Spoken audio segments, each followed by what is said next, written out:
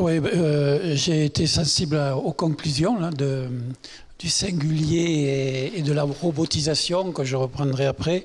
Il y a trois choses où j'ai été un peu gêné. On n'a pas parlé de mort. J'ai été étonné, ou alors j'ai pas entendu la notion de mort. Et c'est vrai que c'était une situation, surtout la première vague, qui était comment on va mourir, pourquoi on meurt. Et il y a eu des pays comme la Belgique où il y a eu des choix par rapport à l'handicap, à la décès. Et je crois que ça c'est important de pas le nier. C'était un problème de survie dans la première vague et d'incertitude.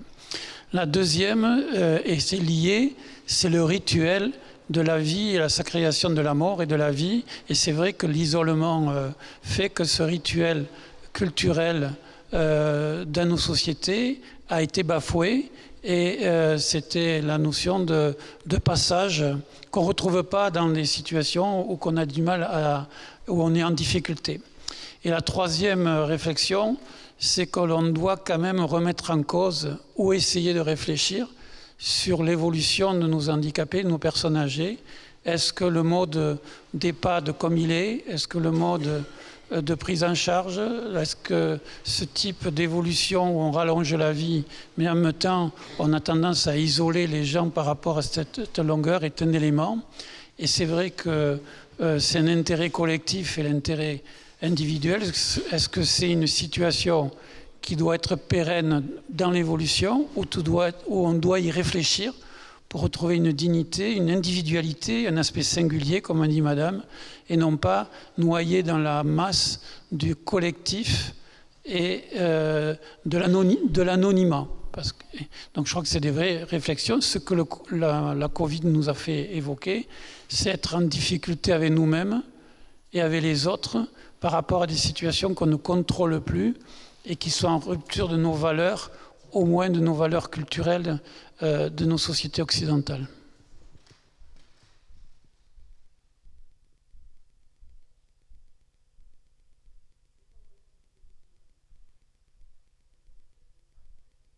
Alors, je reprends vos propos, mais je ne sais pas si ça a été abordé, mais c'était le moment où même pour les professionnels, on nous demandait in fine d'être nous-mêmes isolés pour notre propre protection.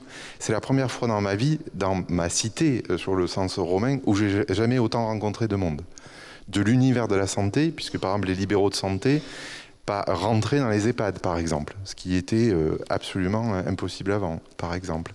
On était dans la... Et donc, le système de santé tout entier essayer de répondre à une demande, période de crise un peu, j'étais militaire, donc temps de guerre en particulier, dans lequel, in fine, on n'avait même plus la notion de statut, chacun a mené son savoir et sa réflexion, par contre, toutes les réponses, elles n'étaient pas des réponses individuelles, c'était une réflexion automatique de 2-3 personnes d'univers différents, de médecins, d'infirmiers, d'aides-soignants, qui répondaient à des situations qui nous étaient inconnues.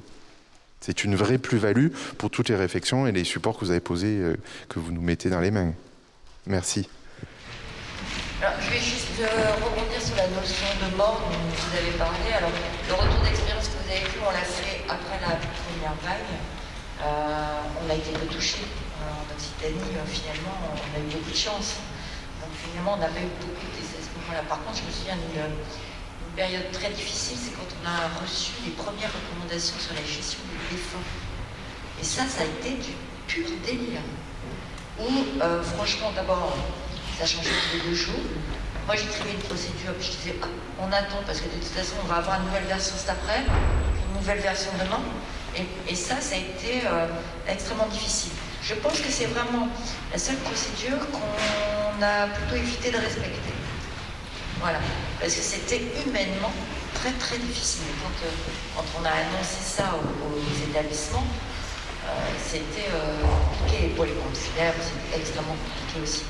Et puis après, si je veux dépasser cette première vague, on a eu après, avec l'arrivée des différents variants, malheureusement, on n'a pas échappé à tout. Et on a eu un établissement qui a été très touché, avec presque 20 décès. Et je peux vous dire qu'on ne s'en est toujours pas remis. Quand je dis on, c'est un on collectif. Mais les gens de l'établissement, le médecin co en particulier, ne s'en est toujours pas remis. Moi, j'ai perdu des médecins co pendant cette crise Covid parce que ça a été quelque chose de trop difficile. Alors évidemment, il faut le vivre. Je pense que c'est difficile quand on l'a pas vécu de vraiment se rendre compte de presque ce que c'est. On a aussi une directrice qui aujourd'hui est en arrêt 6 mois et qui a fini par craquer parce que son établissement a été aussi rudement touché et que ça a chamboulé vraiment. Elle n'arrive pas à passer au-delà, en fait, malgré l'accompagnement psychologique qui a été fait. Donc voilà, c'était juste pour rebondir sur les décès et la mort de façon un peu plus générale. Justement, Madame Lemontini, j'ai bien apprécié votre présentation, finalement, cette enquête, mais il y a un sujet sur lequel finalement j'ai été un petit peu frustré. C'est justement ce que nous avons entendu dans les ateliers de retour d'expérience, c'est effectivement l'évaluation de la souffrance personnelle, qui n'apparaît pas dans notre... Vous venez d'en parler maintenant.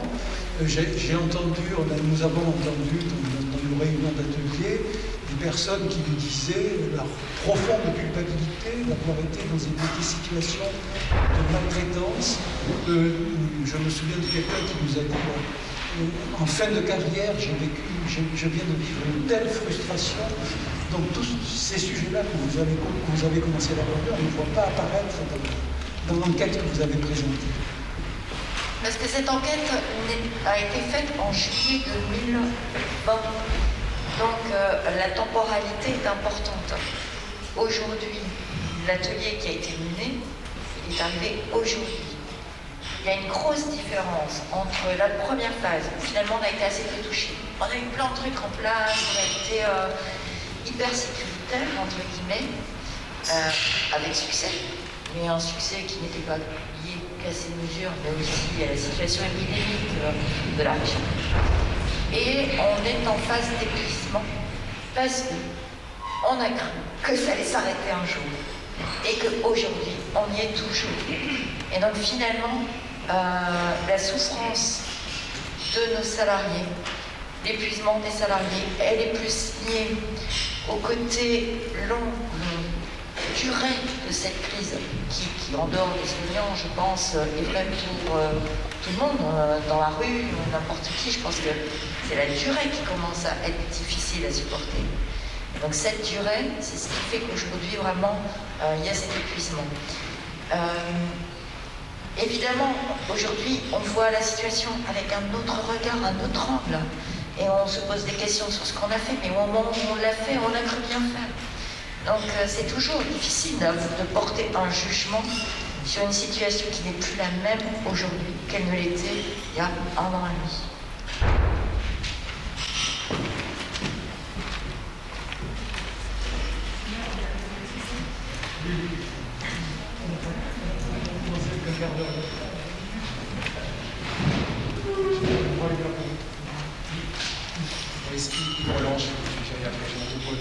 Vous avez évoqué le modèle des EHPAD. Je pense que cette épidémie a mis à mal ce modèle des EHPAD.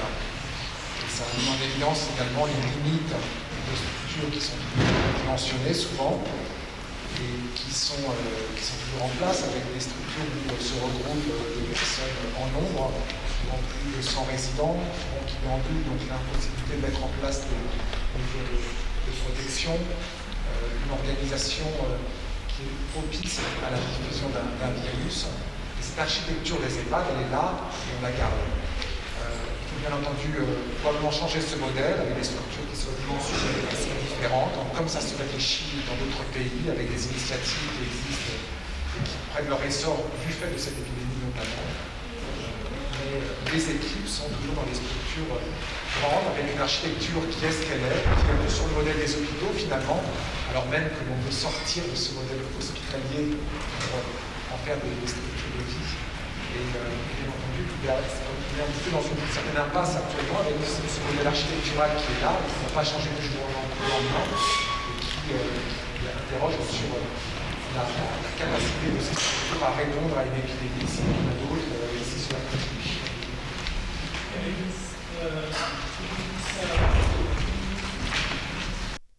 Merci, parce que je crois que c'est un vrai problème. Nous, en trauma crânien, on avait fait la maison des 4.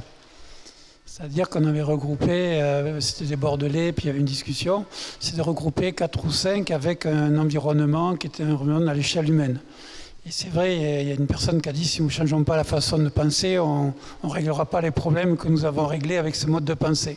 Et il est évident que regrouper des personnes handicapées ou avec un certain handicap amène une autre problématique qui est la masse. Et bon, moi j'ai fait 25 ans ou 30 ans d'EHPAD et du SLD. Simplement, quand on rentre, l'odorat, le sens, les 5 sens sont touchés par la notion de masse, d'handicap. Et je crois que c'est un élément qu'il faut quand même réfléchir. Et si on fait rentrer le renard dans le poulailler, qui est un virus, et on a vécu la grippe avant qu'on ait la vaccination obligatoire, on avait presque 20 décès dans l'hiver et en étant gentil. Donc c'est pas nouveau. Mais ça ne nous a pas tout à fait interrogé sur l'aspect humain, sur l'aspect infectieux et sur l'aspect singulier que je reprendrai tout à l'heure. Il y a vraiment la nécessité d'y réfléchir. En milieu rural, c'est dommage parce qu'on a des petits villages qui pourraient être des points de fixation de micro-sociétés, mais qui demanderaient aux professionnels de bouger. Mais on a choisi pour des problèmes larges de regrouper en termes de rentabilité des ressources, aussi bien des ressources humaines que des ressources financières. C'est un véritable débat et réfléchir, et je crois qu'il faut en profiter pour réfléchir, parce que c'est pas quand ça ira bien qu'on y réfléchira. Voilà.